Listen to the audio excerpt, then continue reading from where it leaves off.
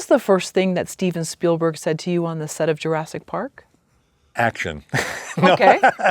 No, well, I mean, like there were a lot of discussions before we ever got to set, and one of the main things that he was very interested in is he wanted the dinosaurs to have bird-like motions, and both myself and my secondary puppeteer, we both owned parrots and macaws and stuff like that. And so a lot of the raptors movement that you see in Jurassic Park is all based off of my Amazon green cheek parrot, the way he would like look through things with his left eye. And so Steven was really big into that. He just said, at one point he came up to us and said, you know, there's no budget and there's no time limit, just make me the best dinosaurs you can. And we did that. And we broke so much new ground on that movie that people actually never realized. For instance, we used motion flight simulator technology to create the T-Rex, and that hadn't been done before.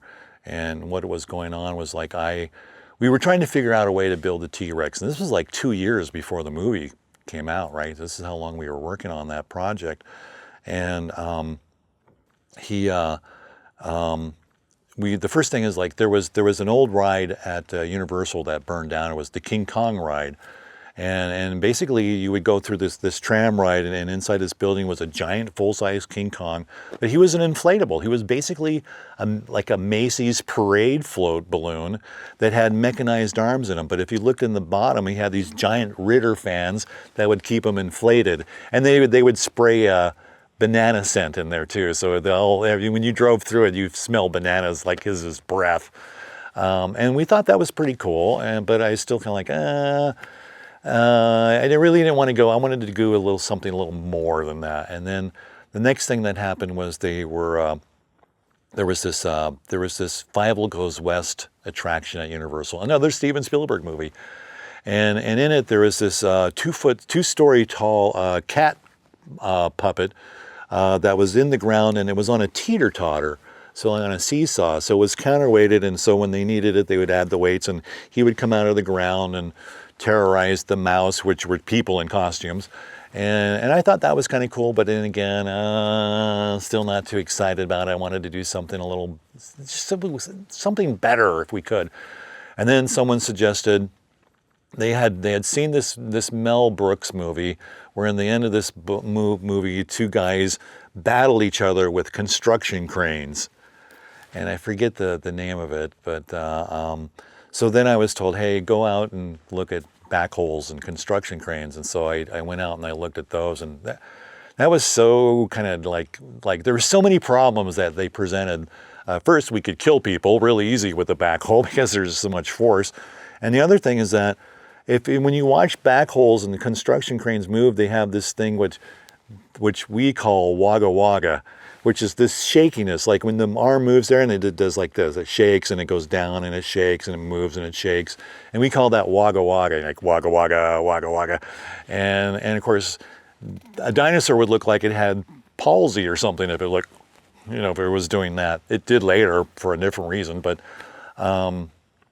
so I was just like, this is going to be a nightmare. And so I took the weekend off, and I was I'm a helicopter pilot, and they were having the Helicopter International Convention down at Anaheim at the convention center. I was like, okay, I'm going to Anaheim. I'm just going to go spend the day looking at cool helicopters.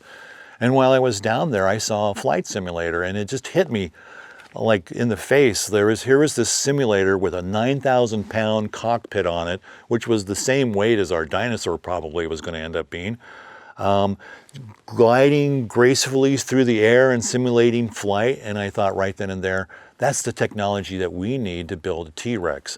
And so I found a company in Santa Fe Springs called McFadden, and I called them up. And they didn't want to have anything to do with me because they'd dealt with a Hollywood company before, and they weren't going to have anything to do with this. So the next day, I was working for Stan Winston, and the next day Steven Spielberg comes to Stan's, and Spielberg says, put me on the phone.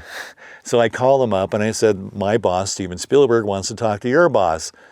And 10 minutes later, we had a deal, and they were on board. And then We used their, and the thing was is they had solved so many problems that we hadn't even imagined or dreamed of yet with the flight simulator technology. It's all being run by like large amounts of hydraulic fluid being pushed through these giant cylinders, right? And the problem is that when you start moving hydraulic fluid around like that, it heats up and then it expands, and then it makes the hydraulics get very, very spongy. So part of the problem is keeping the hydraulic fluid cool.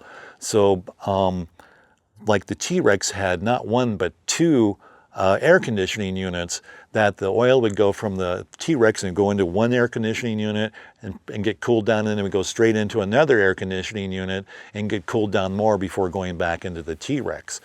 So that was a problem they had solved. Another problem they had solved is that you can only go for a certain amount of distance through a hydraulic hose without losing too much pressure, and it becomes, again, starts to become spongy. And then they had done all this work with accelerometers and inertial inertia sensors and stuff like that. And all of that really great technology got incorporated into the T-Rex. And it was like building him was like building an aircraft, because everything was weight and balances, right? Because like if you had the weight on his nose was a certain amount of weight, and we knew the hydraulics could control that amount of weight, but if he opens his mouth, suddenly his center of gravity is no longer at the tip of the nose, it's shifting the weight in. And so now the computer has to compensate for the jaw opening and recalculate that on the fly. And that was what was going on with the T-Rex, was all these massive little calculations to keep him running. And we pulled it off. So all of this sort of transpired because you went to this helicopter convention. Yeah. So when you tell your students to have a life outside of... Absolutely, yeah. Like that was, and that was one of the things. Like, I wanted to fly helicopters when I was a little kid, but then all of a sudden, all I did for years was eat, breathe, sleep rubber monsters. And then I realized, like in the mid '80s, I like, wow, I can have a great conversation about monsters, but nothing else. and I started to get a little bit burned out. And I thought, I've always wanted to fly helicopters, so I went out and I learned to fly helicopters. And all of a sudden, that helicopter technology becomes useful for what we're doing on a movie. And I know that helicopters came into play on another movie too. There was this movie. What was the movie called? It was about the little flying saucers in the homeless building. It was a Spielberg movie too. But anyway, in order to make those models of those flying saucers, they duplicated the rotor blade system of a helicopter called the swash blades, that allows you to rotate yet still change the angle while it rotates. And so they incorporated that into, I wish I could remember the name of the movie, about these cute little flying saucers that help these people in a housing project. And early 80s. Okay. But the cool thing was, like, when I went back and I told Steven Spielberg and Stan about this, they got it like that. They said, yep, that's it. That's the way we should do this. And the clarity was all there. But some of the other things we did on Jurassic Park was kind of groundbreaking too. Like, for instance, I was also in charge of creating all of the insert raptor heads, and I puppeteered the insert raptor. And most of the shots of the raptor are me in a close-up puppet, by the way. If you only see from the neck out, that's me, and with a hand puppet. And I was doing Kermit the Frog's voice. So the raptors in Jurassic Park, hey, we're the raptors and we're coming into the kitchen now. And it was a little less scary. But there were other things that informed us too. Like, I'm a huge fan of the movie Alien. That's kind of one of the movies that got me in the business. When I saw Alien, I said, I'm definitely going to Hollywood now.